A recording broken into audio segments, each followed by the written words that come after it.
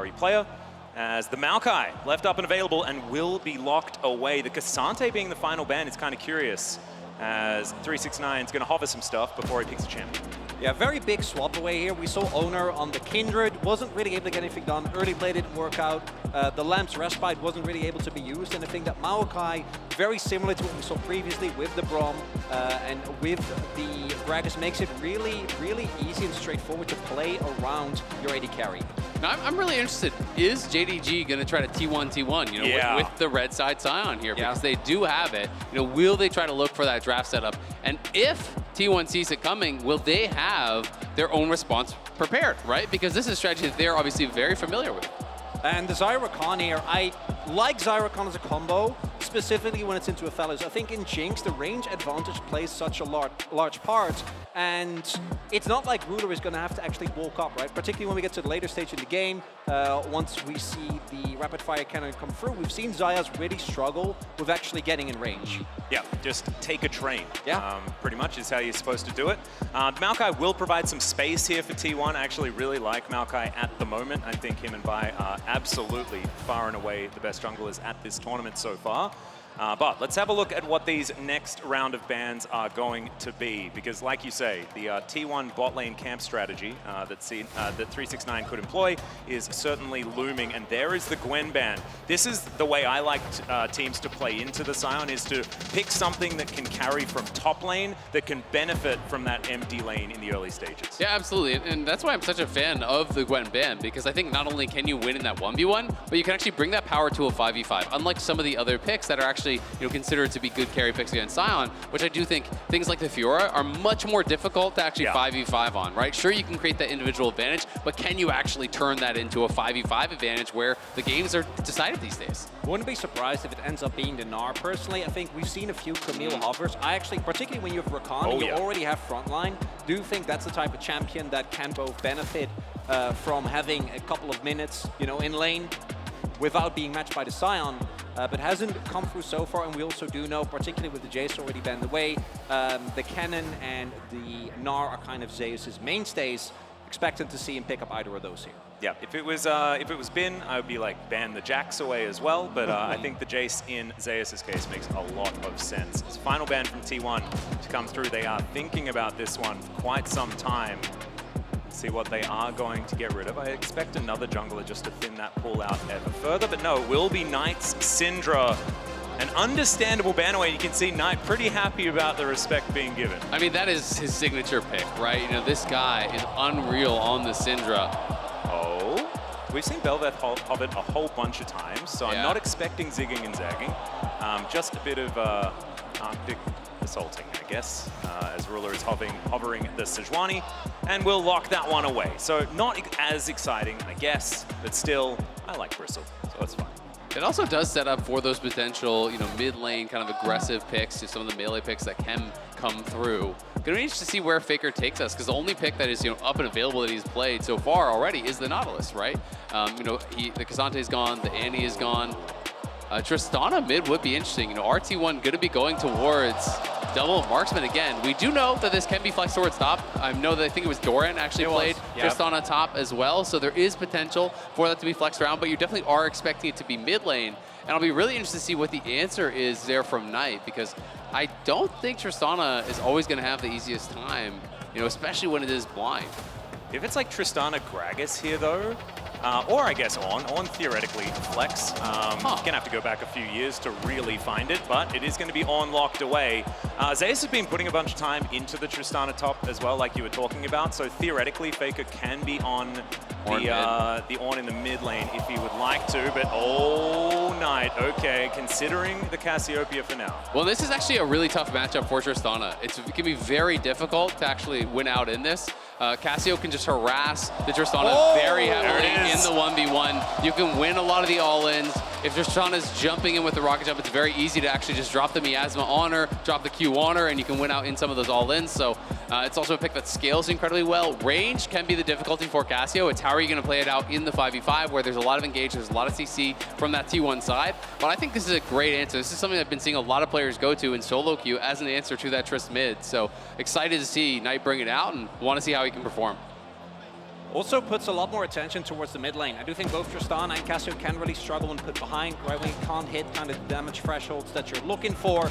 And even though it has been a very bot side focused meta, it still kind of pales in comparison to how much attention we saw junglers give when it was the AD support, right? When it was basically dive full-on 3v3s for the first few minutes of the games. So both Oner and Kanavi, I think, Put all his Qs and just hard shove and just try to scale and try to not fight that guy.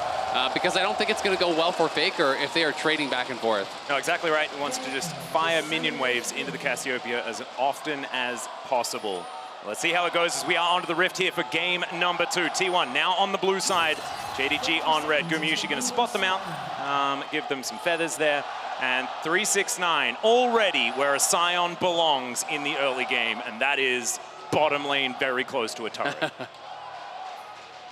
You can see the response, though, from T1. They are going to be potentially moving up into this topside jungle. So where will they start? T1 obviously having done this strategy themselves. Really curious to see what the response is going to be. Obviously, the early information is so important. Yeah, Faker still hasn't seen any of JDG there, as all of them just sitting in this one brush. I really hope that Faker decides that this is the time where he doesn't want to venture into the river to ward.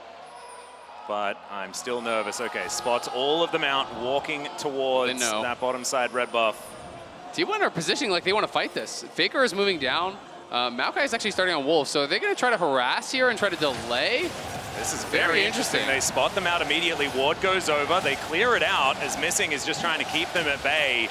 And T1 know exactly what this strategy is going to be, but JDG playing it out pretty comfortably so far. Well, also, Guma used his ghost there, right? And into specifically Jinx and Lulu, actually fighting for early prio is going to be extremely hard. Look at Oner. He's coming. So they want to try to position with 4 members bot to try to actually harass here and stop this. Faker is coming down. Yeah, they have full information. There is the grand entrance. The knockback's going to come through. The flashes to come out there as Oner's going to get stunned up with the permafrost, but it's first blood going to Faker, immediately answered by Knight here. Both mid laners walk out 1-0. Oh, Kanavi maybe in a little bit of trouble, but no, it's just going to be a feather or two.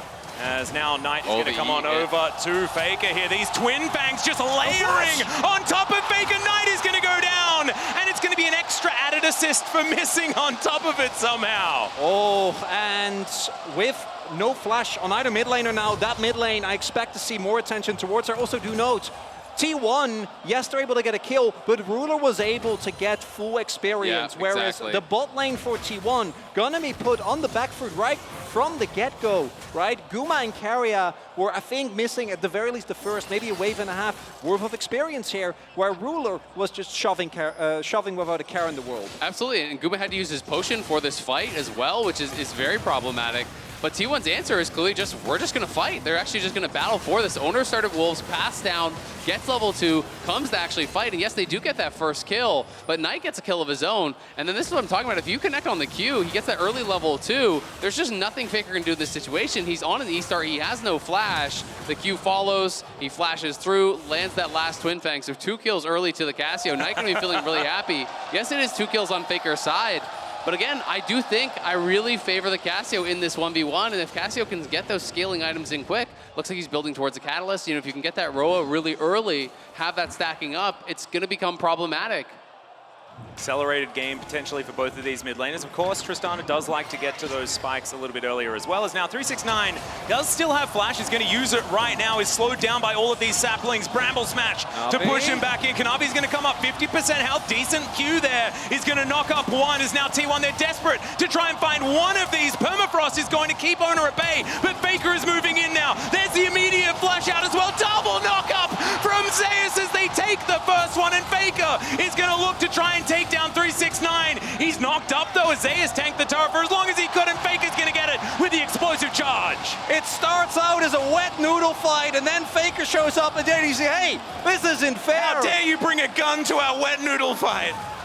What a roam though from Faker, getting up towards topside there, changing everything, because if Faker was not coming, JDG just can continue to fight that 2v2, and I think they win it.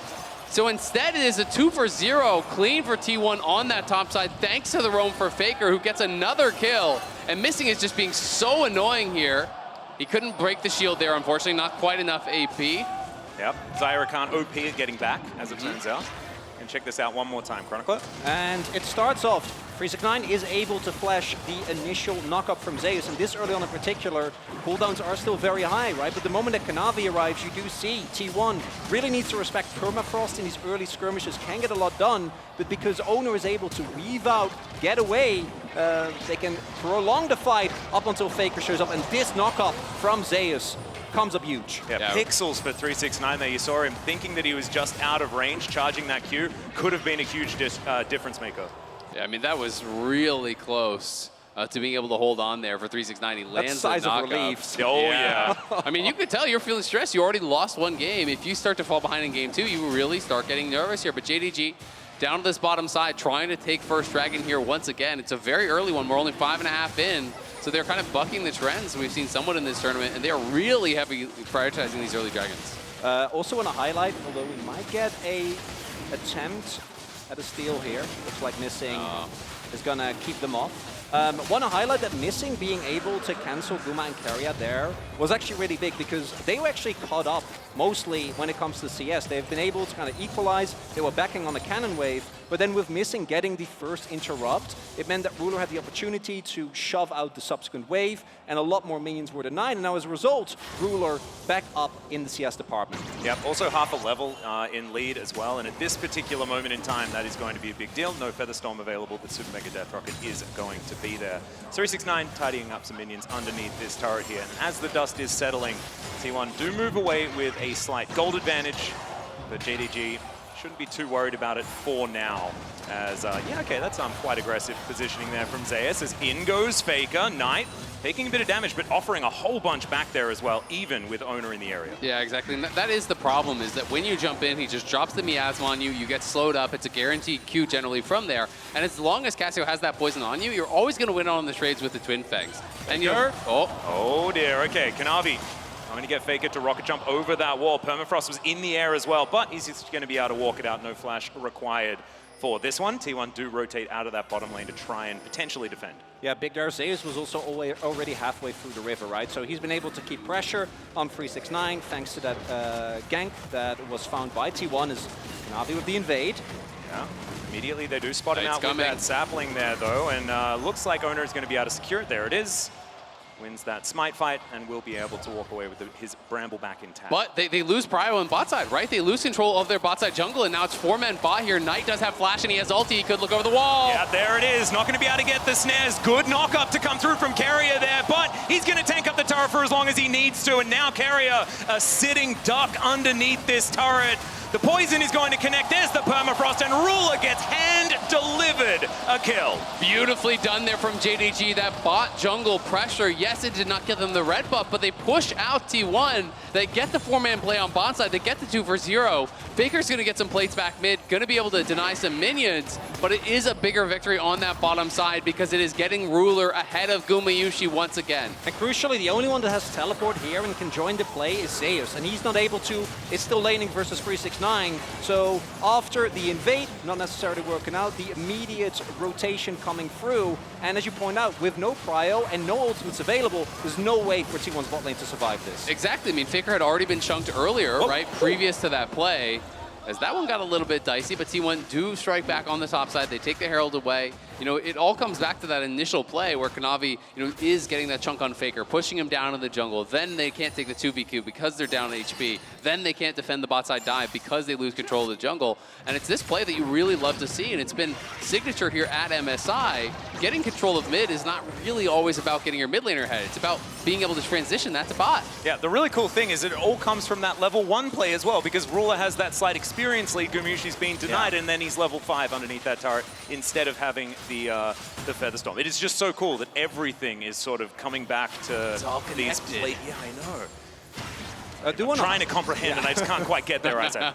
I do want to highlight that I do think that one of the big advantages that we see for Faker, there's a lot of champions. Nautilus is an example where if your opposing mid laner roams and you don't get any, and you get time alone in lane, it doesn't mean anything. With the Herald going over and the mid lane already being this low, might be an opportunity for T1 to take that with the Herald when the next Drake rolls around.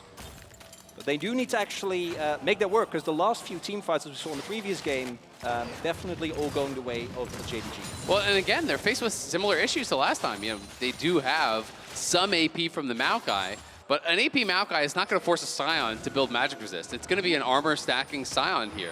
And Cassio becomes a tank once you actually do get to those later stages. You know, you do get Gargoyle Stoneplate generally as a 4th item. People are going Rylai's, you know, they're getting Roa, and they're grabbing, you know, they're tier stacking that up. So you have the tier shield, you have the Roa for HP, you get towards Gargoyles, you actually have some real tankiness. I've even seen against AD heavy comps like this, some Cassios go towards Frozen Heart, which can also be pretty effective. So there is armor stacking capabilities on multiple members on the JDG side. And I think Cronicler and I have exactly the same idea Azael. because you don't see the Sunfire Cape. And Ornn. Yeah. What do you say to that? Ornn is a mage, assassin. He know does do this. damage, but he's still not forcing an EMR, my friends. Well, that's the whole point. You don't know how much damage he does. No one's going Just to wait build till the he does EMR. the We're going to injuries. check the numbers at the end on that Sunfire Cape, Azael. We absolutely will. We'll check but the numbers on the Cassio as well. We'll Yeah. see which one's Hey, out. ho, I don't know about that. yeah, all jokes aside, I think One you're cape or a absolutely stick right. in your boot. Certainly far more balanced is the JDG composition. Faker's Draw a Bead is going to take a few levels to get the range up, but does mean that he is going to have that range to go toe-to-toe with Ruler. Zeus just doing some alcove gaming. Like to see it. 369 just going to walk towards him with his shield activated. Look at this. Just so much gameplay here towards his top side, but it is going to be Zeus finding a few angles. He's not quite brittle. That's when it gets a bit exciting in the Ornn matchup. Instead, he's just hitting him with his small hammer. As JDG now looking for this dragon. Cloud going to be the second one. We'll see what the soul is after this. As Kanavi, Glacial Prison, going to come down there. T1 standing their ground, only 50% health taken there from Oner, but they do get them out of the river. It's actually so important, though. 369 is trying to stay on top of Zeus because Zeus has TP and he does not. So if they lose track of Zeus, JDG will have to give up this dragon. And I think that's the situation that they're going to find themselves facing with. I don't think they're going to be willing to take a potential 4v5 if Zeus is able to join with that Ornn ulti. And now it is going to be the Rift Herald, completely denied in this mid lane. T1 do use it to get some control of the river, but I don't know whether that's exactly worth it. Yeah, I think T1 was trying to make a play towards Dragon, but then Ruler and Missing were able to get prior bot side, so it's not like Oner and Faker can just run towards Dragon and start it, because JDG would be would have more than enough time to respond. So the one other thing outside of some plays for Faker that T1 got completely negated here by JDG. Well, T1 are going to be able to make their way towards this Cloud Drake here. No one denies T1 Cloud Drakes, in my experience, and I do keep track of Cloud Drakes a little more than others. And they are going to collect that one here. So it is going to be Infernal Soul as well. This is going to be huge. And I'm really looking forward to the first actual 5v5, because we haven't really seen, we saw in the previous game, whoever, or JDG winning the first 5v5 kind of snowballed it from there. Both compositions with the amount of hard engage and front-to-back teamfight that they have available, definitely a big threat. I do think Faker needs to get to a Mythic as soon as possible and try to accelerate him more, because I do think that Tristana is one of the picks where if you do get ahead of the curve, right, if you're able to pick up an early LDR, you can actually shred from front line, but you need to not just take this lead as Kraken Slayer comes through, but build upon it further. And I think that's why that Herald mid was such a costly opportunity, because if you do actually get like maybe a couple of E-autos and a charge in the turret, you can take that down. Yeah, absolutely. And extending that gold lead, I do think is really important. JDG, I don't really feel like there's any pressure on them to really get anything done. You know, take the fights that look very good to you, but when you're playing Cassio Jinx with multiple frontliners and an Enchanter support, you're down to go 50 minutes. You're down to play this as long as T1 want to. We'll have to see, you know, if T1 is going to be able to push the pace of the game, or, you know, if I'm wrong and the physical damage is not really going to matter. If they can just outplay in the team fights, utilize Keria with this explosive engage, to find that follow-up from Zeus and really eliminate one of these DPS right off the bat, and then all of a sudden, the damage doesn't really matter. Because I think that's the biggest lead. If we do go to late game, if we do go to stalemates, T1's ability to start off fights is a lot stronger than JDG's. Now, of course, JDG's counter-engage, we've talked about a lot. So they are good. really good at ebb and flow, but the fact that T1 can start fights might come back and be important as we get to the later stages, particularly with objectives being very evenly spread thus far. Absolutely. I mean, they have really all the good go buttons this game. Yes, there is Sejuani ult, yes, there is Sion ult, but it's not nearly as reliable as something like Keria or a Flash Twisted Advance or even that Ornn ulti. But not to mention Nature's Grasp, which is pretty ridiculous. Oh, great Now they're buffer. going to go for the point-blank ulti, but yeah, exactly right. The buffer is going to be there. Nature's Grasp going to come down. Miasma causing a few issues, but It's not going to be the greatest petrifying gaze as now Knight taking so much damage here from Faker. Oh my goodness, the AoE. Ruler taking matters into his own hands here, still has Super Mega Death Rocket available, and T1 are going to back away. In the meantime though, 369's chilling on the top side of the map, just smacking down a turret. Yep, someone's going to have to respond to that, but it is going to be T1 moving into the top side river. They're going to be starting up this Herald, utilize the chunk they got on Knight, utilize the ulti down from him and Kanavi to be able to start it up. And that's really all thanks to Faker. It's a great buffer on that ulti. Is able to jump out, then get a chunk down on Knight. He doesn't get stunned up by that Cassio ult. As a good attempt at a steal from Ruler, but T1 well aware of it. And will be able to extend their gold lead. He was aiming for Zeus there to win out that top lane matchup, knows how important that is. High five. So, yep, you can understand that one.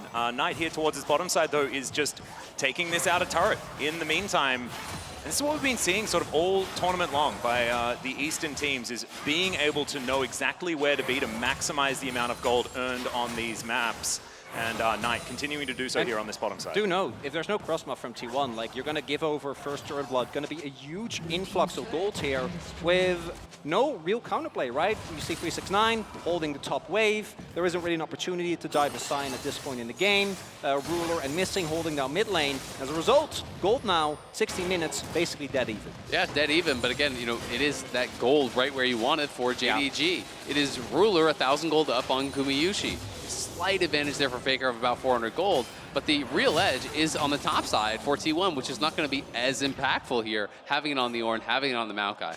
Yep, big spike as well with the Rylai's and the Rod of Ages now stacking, looking towards that Seraph's Embrace for Knight. He's going to get more and more powerful as all these synergistic items come in together. Gumayusi feeling a little bit in danger here in this mid lane, and I don't blame him with Kanavi waiting in the wings. And that's why Cassio is so frustrating to play against at times, because it is so difficult to burst this champion down because you can build so much HP, and you get that Seraphs, you get the shield from that as well as they're going for the engage. In they go, yeah, the quickness going to charm up. Kanavi does land the ultimate, but not going to really get too much done as 369 is going to teleport in. And JDG going to be able to get out of there. That's both sums off Ruler though, and that is massive here. We'll see if T1 are going to be able to find any sort of a fight. 30 seconds on this Infernal Drake. Zeus slinks back into Fog of War. The rest of the 4 T1 members in this mid lane trying to hold on. As JDG move on in, 369, just trying to be a little bit tricky here with what remains of the brush here around the red buff. Infernal Rift does make things a little bit bare. And JDG also doesn't want to just give T1 free access, right? If you go all in on that dragon, T1 with Herald can possibly get 2 turrets right from the get-go, particularly with the pushing power they have as Herald comes down. Yeah, T1 still trying to hold on to that bot side river, but JDG now 5 members strong, want to stop Shirley from getting towards this turret, but there are so many ultimates flying towards JDG. 369 can have to flash immediately to get himself out of the way. The turret is going to fall, but the stun is just massive. Low health bars absolutely everywhere as Kanavi's going to be the one to take down Oner in the end. And it's 2 kills for JDG. Gumayusi trying to kite back, and Faker has to rocket jump as well. Still damage available and low health bars on JDG, but they lose no one. As the T1 frontline step forward, so does Knight, and he's just shredding through Zeus on that top side of the fight. It's 2 for 0. Sure, T1 do get that turret, but it's JDG looking for the dragon. Can T1 find an in? 3 versus 5. I don't know about this one. Risky. As Gumayusi and Faker, fair bit of damage like we said, as they're not going to be able to take this dragon. JDG now, can they find the fight as Featherstorm goes in a direction I don't think he was intending, but does avoid the Glacial Prison. And it is JDG picking up the win there. T1, all they get is a mid lane turret. I think really big there. The second activation of Zeus' ultimate did get interrupted, Was right? it the miasma? No, the it's, knockout? it's 369, yeah. On the Sion, able to cancel that. If they can chain another set of riddle procs, I think they might get through the front line. But instead, as you point out, Oner and Zeus are just getting demolished, whereas the backline, look at Ruler and Knight, completely untouched in these fights. They get to output as much damage as they want. And that's the power of the miasma. You know, Zeus steps forward, all of a sudden there's a miasma behind you. You cannot walk into the miasma as Faker and Guma to actually just get damage out. There's no way you can walk through that. So there's just this massive zones of control created by the miasma on one side, the Sion as well as the Sejuani on the other side, and they're just experts at making space for Ruler and Knight here to really maximize damage.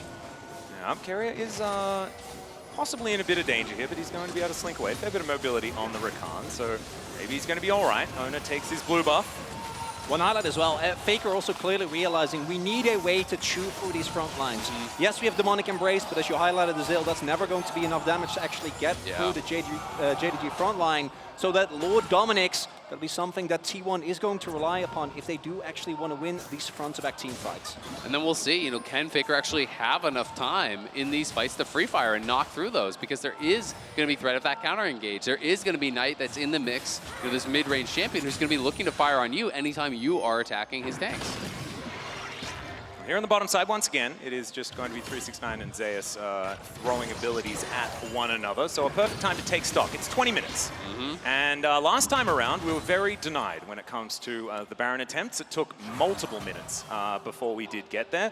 This time around, Purple Worm is going to spawn. Faker in the area, but JDG are paying it the most attention right now.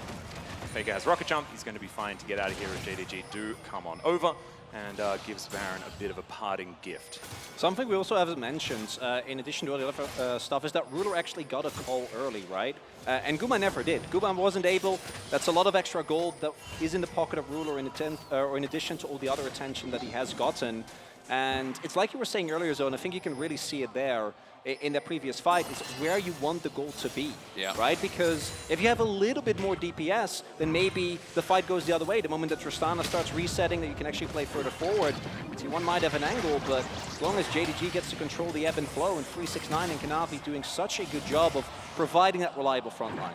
I mean, the fights are really about hitting that critical mass, or all of a sudden the enemy front line can no longer hold up, especially when you're playing against enchanters. It's actually so critically important to be able to overwhelm the front line with damage, because it's so difficult to punch through a Sion and a Sejuani, let alone when there's a Lulu shielding them up and ulting them and so on behind. Well, so far, things are sort of calming down on the Rift. For the moment, we are moving into podcast territory. Absolutely love it. As Knight and Faker just moving their lane towards the top side to try and ping-pong some of these waves. We're back down here where the brawling never stops. So if you're worried about action and things like this, you just always look towards this bottom lane as London understands. This is where the action is. Atlas, is it a brawl if they're always fighting? Absolutely. Still it's is? just a constant Just continuous, brawl. yeah. I mean, at some point, if that's your continuous state, I don't know if it still qualifies. It's just existence? Yeah. All right. So that's just life. They're But their existencing existence is there on the brawling. bottom side. Yeah. I think it's still brawling though, even if it is I just. Give the top laner something. Come on, man. Hey, they get They're to locked play. on tanks. They get to feel good about supporting their friends. Well, every That's time I worth see something. No top laners feel good about that. They don't want to support their friends. They want their friends to support them. It's very true. As I just look at it as more value for the Sunfire Cape. True. For what we're going to refer to towards the end of the game. That's what I'm The problem is, though, Sion also has a Sunfire Cape, so you've been countered. I know, well, this is the point. It's all Sunfire Cape, right? So damage all on the both way sides. down. The whole I'm time? psyched about it, yeah. You seeing Kanavi's inventory? Oh, there we go. Oh, no. Will it just be Sunfire diff? Oh, but see, the thing is, it's not really a fair fight because Zeus can upgrade his Sunfire Cape. Ooh. Yeah. Tough. Didn't think about that one, Tough did you? calculation. That's true. Never really looked at it as Teleport is going to come forward. Okay, T1 going to look for some action here as Oner throws down the ultimate. Zeus going to do the same thing. Flashes forward to find the Ram Ruler. Still going to be alive though. He has the wild growth available and now he's going to start those shots. Zeus going to be able to get himself out of there as the flash from Missing is going to get him to relative safety. As in goes Keria. They knock up 369. Miasma going to try to be avoiding it by Faker, but immediately he's polymorphed and he's taken down. The knockups come through Knight. He's going to be punished and now it's Gumayusi that rips them to shreds. It's a quadra kill and he gets denied by Oner on the Penta, but they'll be happy with a win in the team fight. And critical mass This could be has been game. reached. They're going to keep on pushing. Yeah, could just be the end here as the inhibitor turret going to be the first one to go down. Oner is throwing presence into this mid lane and we should have known. We saw this, it's around the 25-minute mark. They beat JDG exactly the same way. Look for the first Nexus turret here as T1, they still have so much damage. Take a TP. Yeah, he can just come immediately towards this one, and I don't think there's going to be much of an option. JDG, 4 of them are up and available. Submitted Death Rocket is going to be blocked. As Gumayusi trying to get those autos in. Can they keep it alive? Faker is going to turn up, and there it is. Game 2 goes to T1. What an ending out of nowhere. T1 go go crazy in the mid lane. The engage from Keria was massive. And then initially looked like JDG were going to be able to disengage that fight. We're going to be able to stabilize, that get back to their base. Right? Yeah, that polymorph on Faker as he jumped in looked like it could have been the game changer there in that fight, but just out of nowhere, Guma has been untouched. Keria goes in, Guma goes wild, gets a quadra, and T1 just bet it all on ending the game right there. Guess what? They didn't even need a Baron. Oh no, they've been unlocked. We don't even need to go to the Baron flips. But no, it's so reminiscent to what we saw, right? You slow the game down and then you just find your angle. Last time it was Gen G engaging into them. This time it was Keria just finding that angle. Still, man, it was neck and neck for so very long. Even halfway through that team fight, it was looking okay. But as soon as there is that slight advantage, and the double AD carry is certainly working out well here for T1. Absolutely. I mean, the leak became a waterfall, like everything all at once. Just sometimes through. the tank just explodes instead of there being that leak first, you know? That's sort of how it goes. But that is it from us for this game. Let's see what the analysts